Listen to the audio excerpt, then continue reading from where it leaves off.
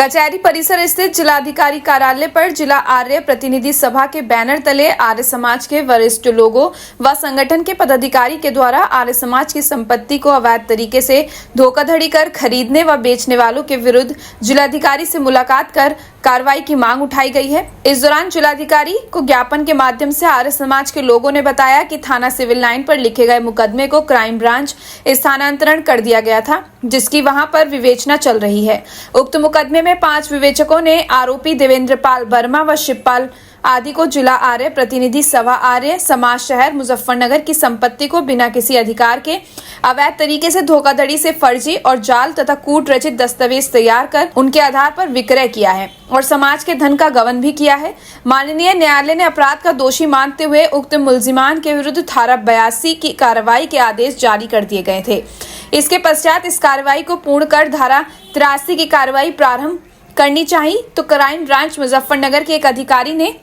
मुलजिमान से साठगांठ कर अवैध लाभ पहुंचाने के लिए मुलजिमान के प्रार्थना पत्र विवेचना अन्य विवेचक को स्थानांतरित कर दी है और मुलजिमान को अवैध लाभ पहुंचाया है। इस समय वर्तमान में विवेचक द्वारा भी मुलजिमान को अपराध कार्य करने का दोषी पाया है, लेकिन एसपी क्राइम पदाधिकारी के द्वारा अपने उच्च अधिकारियों को गलत जानकारी देकर वर्तमान में विवेचन को निलंबित करते हुए अपने मनपसंद के विवेचक को विवेचना स्थानांतरण कर दी है। इसीलिए इस प्रकरण में वह चाहते हैं कि आरोपी की जल्द से जल्द गिरफ्तारी की जाए और निष्पक्ष कार्रवाई हो। भाई मामला क्या, मतलब पूरे प्रदेश में जो योगी राज सरकार चल रही है, पूरे प्रदेश में आप सब लोग मीडिया बंधुओं के माध्यम से हमें पता लगता रहे कि भूमाफियाओं के खिलाफ सरकार बहुत सख्त है। भूमाफियाओं के खिलाफ सरकार ने बहुत कड़े कड़े कानून बना दिए, उनकी संपत्ति ढा दी, उन्हें जेल भेज दिया, उन पर अलग अलग तरह की धाराएं लगा दी। लेकिन जिला मुजफ्फरनगर में हम लोग सब लोग खड़े हैं और ये दुर्भाग्य के साथ मुझे कहना पड़ रहा कि आर्य समाज पूरे देश में सभ्य और अनुशासन का प्रतीक रहा पहले से ही, और केवल एक भूमाफिया के कारण इस समाज को आज सड़कों पर आना पड़ रहा। एक भूमाफिया है, वो इनकी मुजफ्फरनगर जिले की और अन्य जिले की आर्य समाज की संपत्तियों पर उसने कब्जा कर रखा है और कब्जा करके वो उन्हें कोई संपत्ति कॉलोनी में काट दी, किसी पे मकान बना के बेच दिए, किसी पे स्कूल बना के उसका दुरुपयोग कर रहा। वो भूमाफिया के खिलाफ पिछले 4 साल से मुकदमा अभियोग में दर्ज है, उसके खिलाफ सारे साक्ष्य मिल चुके पुलिस को। लेकिन यहाँ का मुजफ्फरनगर का पुलिस प्रशासन पता नहीं किसका इंतजार कर रहा और किसके कहे पे उस आदमी को संरक्षण दे रहा कि उसने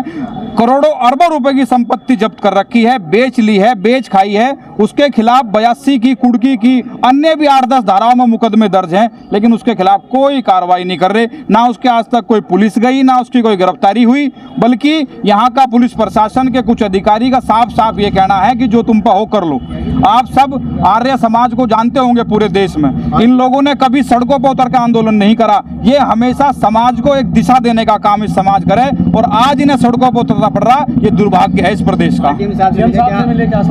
डीएम साहब से मिले, डीएम साहब को सारी बात से अवगत कराया, क्योंकि पुलिस प्रशासन से तो ये बता के थक लिए थे। डीएम साहब को सारी बात से अवगत कराया, उन्होंने हमारे सामने ही कप्तान साहब से बात करी है और अब ये कहा है कि चंद ही दिनों में उसकी गिरफ्तारी भी होगी, उसके खिलाफ कार्रवाई भी होगी। लेकिन हम आपके चैनलों के माध्यम से साफ कहना चाह रहे कि पुलिस प्रशासन हो चाहे जिले का प्रशासन हो, इस बात को साफ साफ समझ ले कि अगर उसके खिलाफ गिरफ्तारी नहीं होती है या उसका इलाज इन लोगों पर नहीं हुआ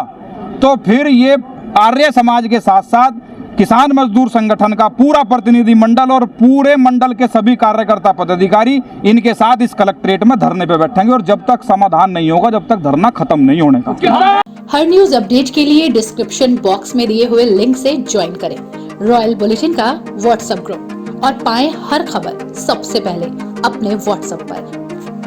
अपने आसपास की खबरों के लिए सब्सक्राइब करें रॉयल बुलेटिन और इस वीडियो पर कमेंट के जरिए अपनी राय देना ना भूलें।